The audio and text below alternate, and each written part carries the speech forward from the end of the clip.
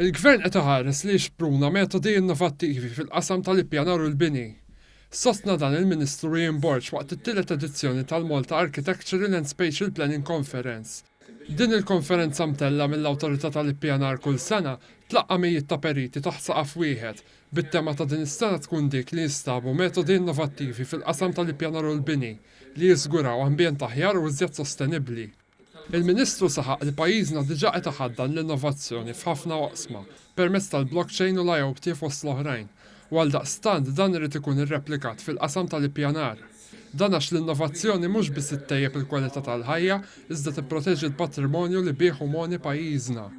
Filwaqt li rikonoxxa li d-deċiżjonijiet tal-Awtorità tal-Ippjanar se jibqgħu qajmu diskussjoni, il-Ministru Borch semma l-bżonn ta' aġġornar ta' diversi policies tal-Awtorità tal-Ippjanar. Rridu niżguraw li dawk id-deċiżjonijiet ikunu deċiżjonijiet informati, deċiżjonijiet deċiżi fuq policies tajbin u ċari, u allura qed naħdmu f'dak ir-rigward ukoll, u anke fil-qafas leġislattiv anke f'dak li għandu x'jaqsam strutturi u pjanar.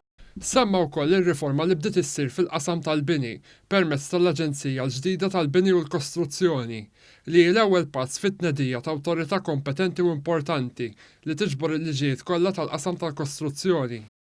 Għalli fost l-oħrajn din se tara li proġetti ta' kostruzzjoni li jitwettqu ma jkunux ta' danni fuq il-proprjetà ta' terzi.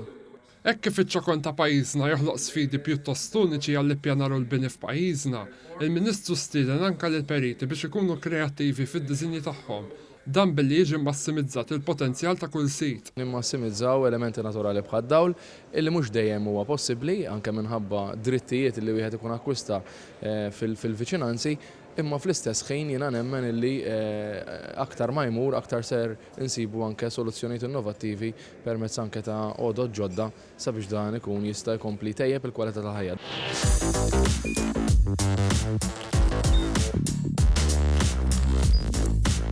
Idħol fuq one.com.mt u hemmhekk tista' tara l-programmi kollha li jxandru fuq One permezz ta' One Play.